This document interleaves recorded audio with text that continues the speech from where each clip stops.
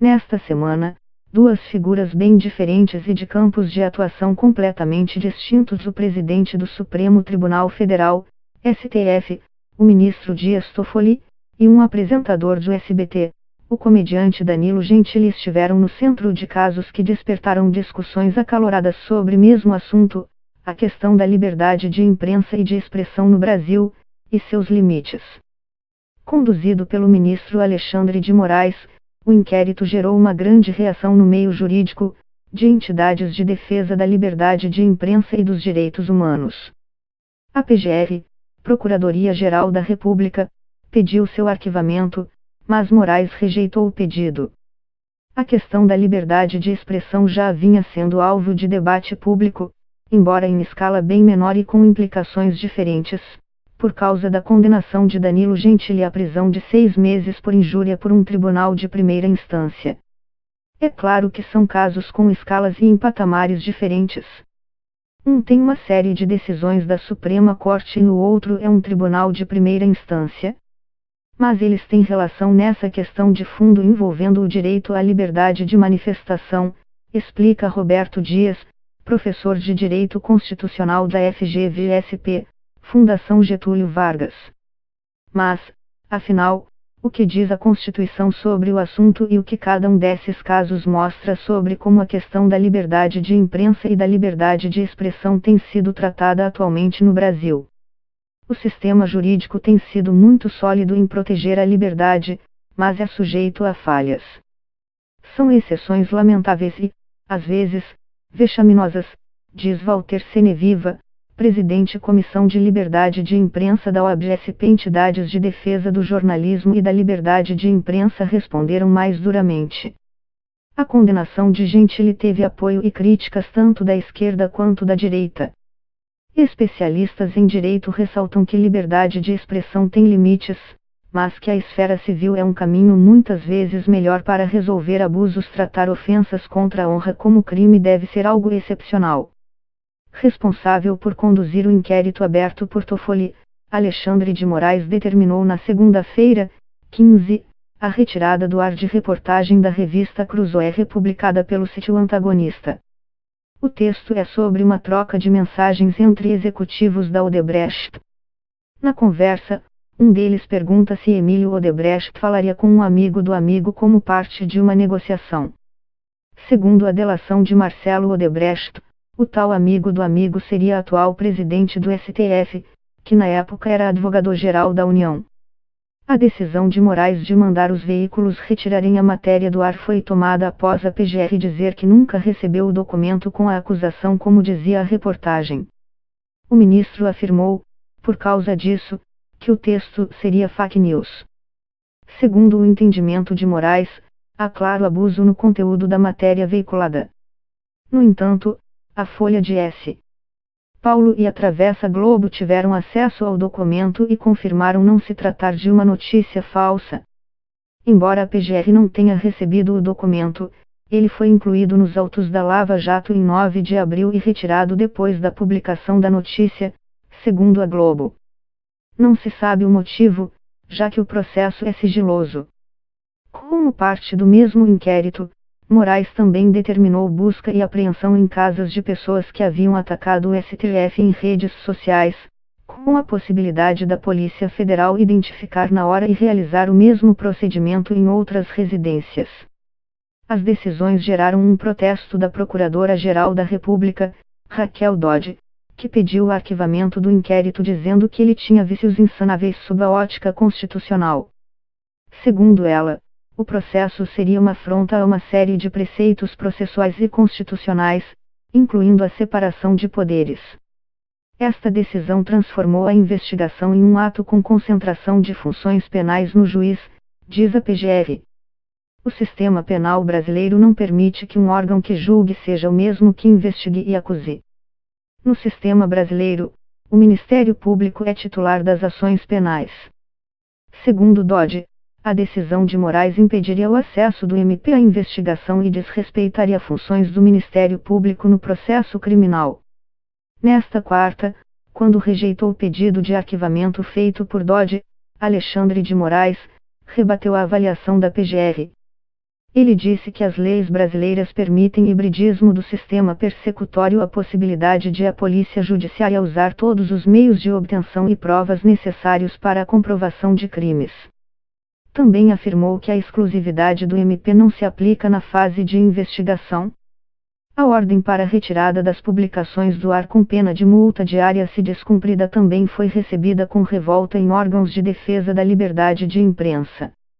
O precedente que se abre com essa medida é uma ameaça grave à liberdade de expressão, princípio constitucional que o STF afirma defender, afirmou a ABRAGE, Associação Brasileira de Jornalismo Investigativo. Também causa alarme o fato de o STF adotar essa medida restritiva à liberdade de imprensa justamente em um caso que se refere ao presidente do tribunal. Segundo a entidade, é grave acusar quem faz jornalismo com base em fontes oficiais e documentos de difundir fake news, e mais grave ainda seria se utilizar deste conceito vago, que algumas autoridades usam para desqualificar tudo o que as desagrada, para determinar supressão de conteúdo jornalístico da internet.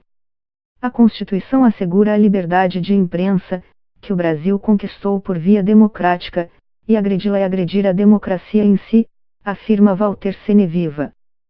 Segundo ele, o STF não pode ser acusador, investigador e julgador do mesmo processo, e Moraes não poderia ter tomado a decisão de retirar as reportagens do ar de forma liminar.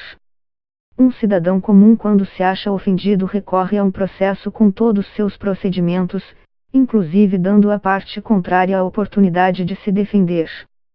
Toffoli deveria se submeter ao mesmo procedimento que todos os outros brasileiros, afirma. Para Dias, da FGV-SP, há uma série de equívocos na ação da Corte, principalmente a determinação genérica de que a polícia possa identificar locais para fazer buscas a partir da apuração no local. A autorização judicial para busca e apreensão tem de ser individual. Se não há individualização, há um esvaziamento da garantia de inviolabilidade do domicílio, afirma o constitucionalista. Mandado coletivo não é uma característica do Estado democrático de direito. A Constituição garante tanto a liberdade de imprensa e de expressão quanto a inviolabilidade da imagem da pessoa e seu direito da pessoa à dignidade, à honra e à vida privada. Quando esses dois direitos se chocam, como nos episódios recentes, é uma questão de decidir caso a caso qual deve prevalecer sobre o outro. A Constituição não estabelece como fazer essa ponderação, não diz qual direito prevalece sobre o outro, mas o próprio STF já tomou decisões emblemáticas decidindo que a liberdade de imprensa tende a ser preponderante, diz Dias. É esse o entendimento manifestado pelo ex-ministro do STF Carlos Aires Brito, nesta quarta-feira. A Constituição não diz que a imprensa é livre, diz que a liberdade de imprensa é plena.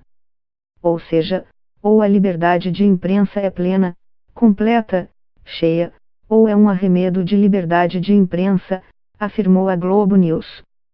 O ex-ministro também criticou a conduta do STF, quem investiga não julga, quem julga não investiga. Para Dias, a atual movimentação do STF vai na contramão de toda a jurisprudência anterior do tribunal, que inclusive, em muitos casos, reverteu decisões mais cerceadoras de tribunais inferiores. Por isso me parece tão grave a decisão de Moraes. O STF sempre foi o guardião do princípio constitucional da liberdade de imprensa. A plena proteção constitucional da exteriorização da opinião não significa a impossibilidade posterior de análise e responsabilização por eventuais informações injuriosas, difamantes, mentirosas e em relação a eventuais danos materiais e morais, diz o ministro em sua decisão sobre a retirada das reportagens do ar. Segundo Dias, se houve erro na reportagem, a informação de que a PGR havia recebido o documento, a forma de corrigir é com esclarecimentos, e não suprimindo informações. Para Seneviva, da OAB, a preponderância da liberdade de imprensa vale principalmente no que compete a autoridades públicas. A condução dos destinos de um país se dá através da discussão sobre o que vamos fazer, sobre quem está conduzindo o país. Isso é fundamental para garantir a democracia. Uma discussão parecida, embora não exatamente a mesma, vinha tomando forma nas redes sociais há mais de uma semana, desde a condenação de Danilo Gentili a 6 meses de prisão por injúria contra a deputada Maria do Rosário, PTRS. Como a pena é curta, ela pode ser cumprida em regime aberto ou convertida em penas alternativas à detenção. Ele já responde ao processo em liberdade. Como explica a Ceneviva, no caso, não cabe discutir liberdade de imprensa, já que o apresentador do SBT é comediante, não jornalista, mas a liberdade de expressão e a questão do humor. Gentili foi condenado por causa de um vídeo que publicou em 2017 rasgando um documento enviado pela Câmara dos Deputados, esfregando os pedaços em suas partes íntimas e dizendo que ia enviá-lo de volta à Câmara para Maria do Rosário. Juridicamente, é um caso bem distinto do que envolve Toffoli e o STF. O caso de Gentili é uma decisão de primeira instância que vai seguir seu rito normal, em que ele vai ter a oportunidade de se defender, explica a Ceneviva, da OAB. Já a decisão de Alexandre de Moraes, diz ele, é grave pelo rompimento do devido processo legal, sem a oportunidade de o outro lado se defender e com acúmulo de funções pelo juiz. No entanto, o caso gerou uma discussão sobre a mesma questão fundamental do equilíbrio entre dois direitos garantidos pela Constituição, a liberdade de expressão, seus limites, e o direito à honra e à dignidade. Outros humoristas, como o apresentador da HBO Gregório do Vivier, e nomes da esquerda, criticaram a pena de prisão como resposta ao caso, embora não apoiem a atitude do condenado.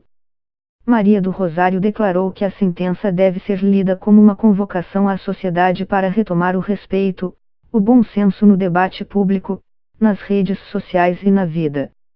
O Código Penal brasileiro estabelece possibilidade de pena de 6 meses a 1 ano de prisão para injúria, mas a Justiça deve avaliar se há provas de que houve real intenção de ofender, explica o criminalista Fábio Toffoli, presidente do IDDD, Instituto de Defesa do Direito de Defesa. Não se criminaliza o animus jocandi, ou seja, a intenção de fazer graça, a narração de um fato, ou o animus criticandi, de fazer crítica política. Agentes públicos estão sujeitos a críticas, diz Toffoli. A juíza que proferiu a sentença do humorista escreveu que sua postura deixou absolutamente clara a real intenção de injuriar e que o vídeo, feito em casa, teve caráter de resposta em retaliação contra a manifestação da vítima e que ele não deveria ser confundido com uma peça humorística espontaneamente criada independente do intuito de injuriar. Boa parte da discussão girou em torno do direito penal, com críticos dizendo tratar a questão na justiça criminal é algo excessivo para uma ofensa contra a honra. Não foi esse o tom da defesa de Gentili, que se concentrou no que diz ser a intenção de humor e crítica política do vídeo feito por ele. Não havia nenhuma intenção de ofender, era uma esquete, um vídeo de humor, diz o advogado Rogério Cury, que defende o apresentador no caso. Gentili já processou pelo menos 4 pessoas por ofensas contra a honra, inclusive criminalmente. Ele chegou a processar por calúnia e difamação uma jornalista da Abril que fez um texto crítico a ele. Ele perdeu em 2 instâncias, mas se a justiça tivesse considerado o caso procedente, a sentença da repórter também poderia ser de prisão. Não me parece que um crime contra a honra possa ensejar qualquer tipo de restrição de liberdade, afirma. Em muitos casos, essa determinação é simbólica. O próprio Código estabelece que crimes sem violência e que não ultrapassem a pena de 4 anos podem ter a pena comutada. Por outro lado, diz ele, só quem foi ferido na própria honra sabe da gravidade que isso representa e que as ofensas, principalmente em outros crimes contra a honra, como calúnia, falsa imputação de um crime, ou difamação, imputação ofensiva de fatos que atentam contra a reputação de alguém, podem ter implicações gravíssimas. Especialmente quando o autor tem grande influência ou poder econômico. Se um bilionário decidir prejudicar alguém e começar uma campanha de difamação, será que a esfera civil seria suficiente para resolver esse problema? Questiona o criminalista. Walter Ceneviva explica que a liberdade de expressão é um direito que, como outros, também tem limites que devem ser analisados caso a caso e variam ao longo do tempo. O jeito de distinguir é ligado à linguagem e aos costumes de cada momento, afirma. Segundo Dias, embora o STF não tenha detalhado na jurisprudência critérios claros determinar os limites da liberdade de expressão, há preceitos que podem ser extraídos da Constituição. Quando ela determina que racismo é um crime inafiançável e imprescritível, está dizendo que ele é inaceitável e qual a importância que dá para a questão, afirma o constitucionalista. Também a Constituição determina como prevalente a vida das pessoas e sua proteção física. Ou seja, a proteção à liberdade de expressão não é justificativa para extremos e manifestações que possam incitar violência física contra alguém.